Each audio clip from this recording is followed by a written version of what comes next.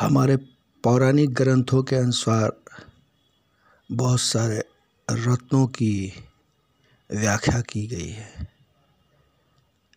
इस संदर्भ में यहाँ मैं कुछ वक्तव्य प्रस्तुत करता हूँ। सबसे पहली बात होती है रत्न क्या है। रत्न का शाब्दिक अर्थ होता है श्रेष्ठ। अतः रत्न शब्द सर्वत्र श्रेष्ठता का ही द्योतक होता है, किंतु आभूषणों में प्रयोग किए जाने वाले रत्नों का उल्लेख प्रस्तुत पुस्तक में किया गया है। ये मैं आपको पुस्तक से ही जानकारी दे रहा हूँ। यदि उनके विषय में विचार किया जाए तो रत्न प्रायः दो प्रकार के होते हैं। पहला रत्न होता है खनिज रत्न और दूसरा होता है जैविक रत्न। खनिज रत्न उन रत्नों को कहते हैं जो खानों से प्राप्त होता है। पृथ्वी के गर्भ में विभिन्न रासायनिक द्रव्य विद्यमान रहता है।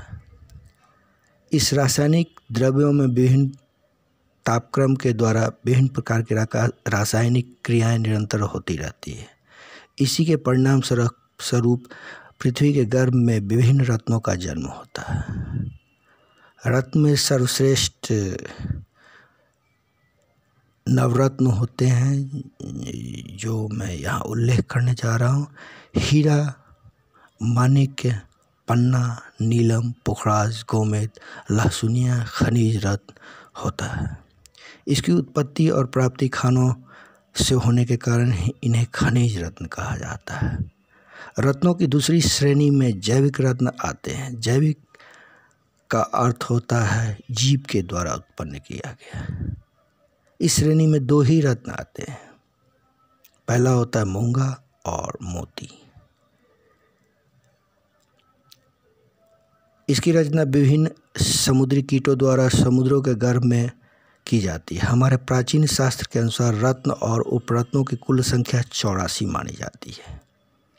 इनमें माणिक्य, मोती, मूंगा, हीरा, पन्ना, नीलम, गोमेद, पुखराज और लहसुनिया इन्हें नवरत्नों की श्रेणी में रखा गया है और शेष को उपरत्न माना गया है, किंतु इनके अतिरिक्त कुछ अन्य उपरत्न भी होते हैं।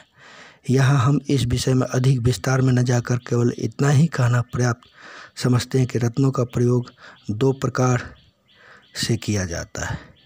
एक ओर तो लोग शौकिया तौर पर आभूषणों में जड़कर शोभा वृद्धि के लिए रत्न धारण करते हैं और दूसरी ओर इसके साथ ही ज्योतिषीय दृष्टि से इन रत्न उपरत्नों का विशेष महत्व है। हमारे प्राचीन शास्त्रों की ऐसी मान्यता है कि सभी रत्न उपरत्न तथा रुद्राक्ष आदि में एक प्रकार की दैविक शक्ति निहित होती है, जिसके आधार पर यह धारक की ग्रह बाधाओं को दूर कर उनके जीवन में सुख तथा शांति की स्थापना करते हैं। जहाँ तक रत्न ग्रह बाधा का प्रश्न है, इस विषय में हमारा निश्चित मत यह है कि रत्न और उपरत्न व्यक्ति की ग्रह बाधाओं को दूर करने में समर्थ होता है। हमारे प्राचीन आयुर्वेदिक शास्त्र में भी इस बात से के बारे में सहमति प्रकट करता है कि रत्न रुद्राक्ष आदि का प्रयोग मानव जीवन के कष्टों को दूर करने के लिए किया जाता है। आयुर्वेदिक शास्त्र के अनुसार विभिन्न रत्नों की भस्म और पिष्टी का उपयोग विभिन्न बीमारियों में किया जाता है। आयुर्वेद शास्त्र के एक बहुत बड़े विद्वान का कथन है कि मानव शरीर में यंत्र, मंत्र, औषधि तथा रत्न और रुद्राक्ष का समान रूप से प्रभाव पड़ता है।